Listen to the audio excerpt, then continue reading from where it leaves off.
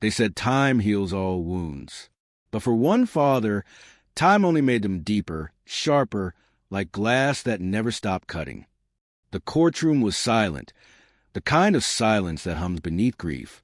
A faint light pushed through the tall windows, glinting off the polished wood benches, falling across faces that had come to witness an ending, or perhaps a reckoning.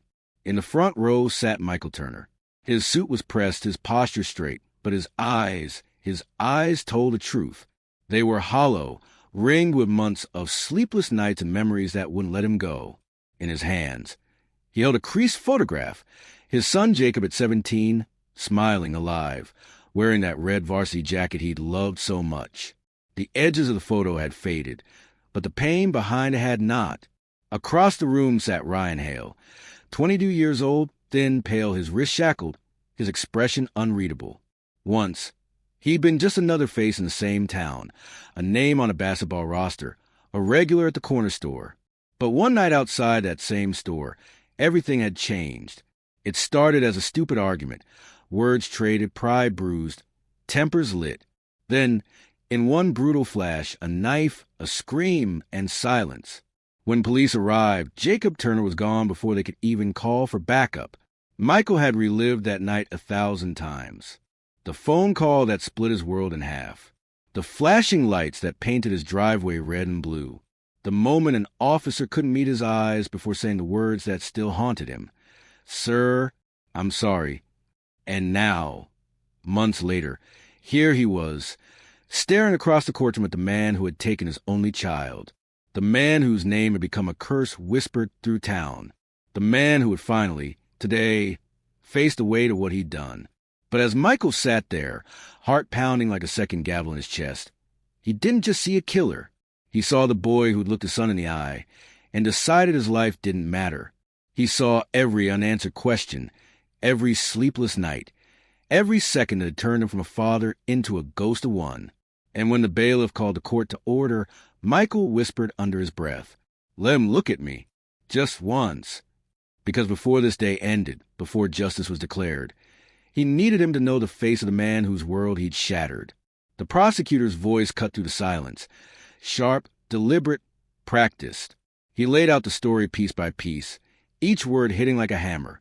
The fight outside the convenience store. The shove that sent Jacob backward. The punch that split Ryan's lip. And the moment, one split second of drunken fury, when Ryan Hale reached into his jacket, pulled out a knife, and swung. A single motion that turned anger into tragedy. He described how Ryan ran at first, stumbling into the darkness behind the store, dropping the weapon in a panic. How he'd been found hours later, curled on a bench near the highway, blood still on his hands. And then came the photos. The ones Michael Turner could barely look at, the ones that turned the courtroom ice cold. When the defense rose, the tone changed. They didn't speak of violence. They spoke of youth, of mistakes, of fear. They painted Ryan as a boy who'd lost control, a kid, drunk, stupid, broken before he even understood what he'd done. They said he was sorry. They said he'd never meant for anyone to die. But Michael didn't hear mercy in their words. He heard excuses. He heard a story trying to rewrite his pain into something softer, something forgivable.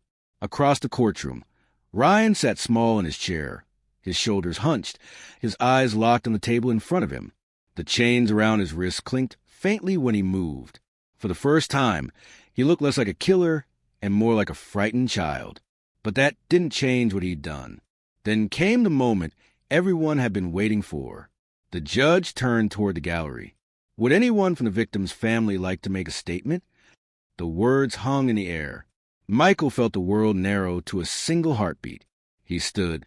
The legs of his chair scraped against the tile, the sound slicing through the silence. Every eye in the room followed him as he walked forward. Each step felt like moving through water, thick with memories and grief. When he reached the stand, he didn't look at the judge. He turned to Ryan. "I've waited a long time," he began, his voice steady but low, carrying decades of fatherhood and heartbreak, "to look you in the eye." The room went still. Even the cameras stopped clicking. Ryan didn't look up. His jaw tightened, his hands trembling. Michael continued, "You took my boy. His voice cracked, the pain breaking through his control. You took his future, his laughter, the way he used to fill this world with light. He swallowed hard, trying to keep his composure. And every day since that night, you've taken what's left of mine. For a moment, nothing existed. No lawyers, no judge, no reporters. Just a grieving father and the man who made him one. Ryan's shoulders began to shake. His lips quivered. He looked up just enough to meet Michael's eyes and whispered something that barely made it past his throat. I'm sorry. It wasn't loud. It wasn't enough. But in that quiet courtroom, the sound of those two words carried further than any sentence that would follow. The judge's tone was solemn, deliberate, each word like the toll of a bell. Ryan Hale, she said, her voice echoing off the paneled walls. For the crime of second-degree murder, this court sentences you to 20 years in state prison. Gasps rippled through the room. One came from the back, a small, trembling cry that broke through the stillness.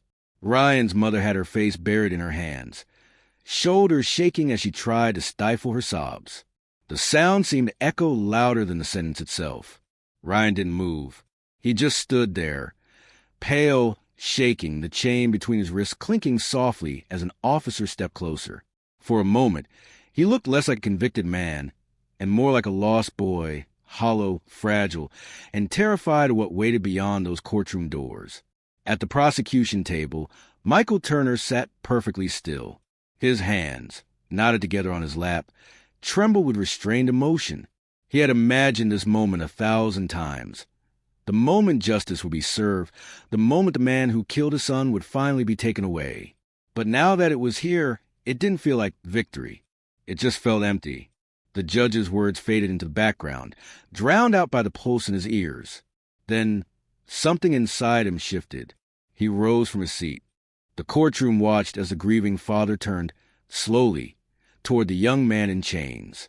Ryan looked up, startled, confused. And then Michael spoke. His voice was soft, unsteady, but there was no anger left in it. I forgive you.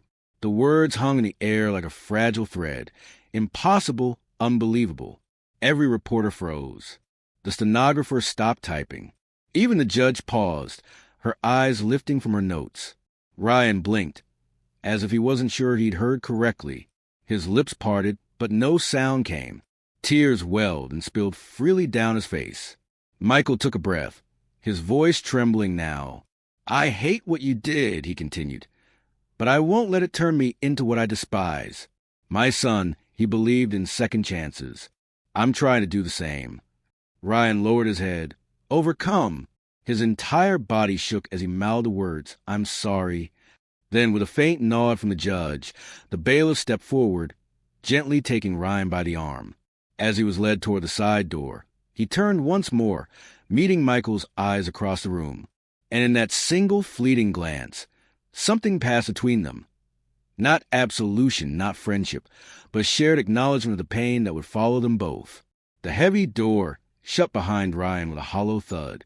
And for the first time since the trial began, the courtroom was completely silent. It wasn't the silence of grief or fury. It was something else. Something rare, a quiet understanding that in a place built on judgment and punishment, one man had chosen something harder, forgiveness. They say forgiveness doesn't erase the pain. It only keeps it from spreading.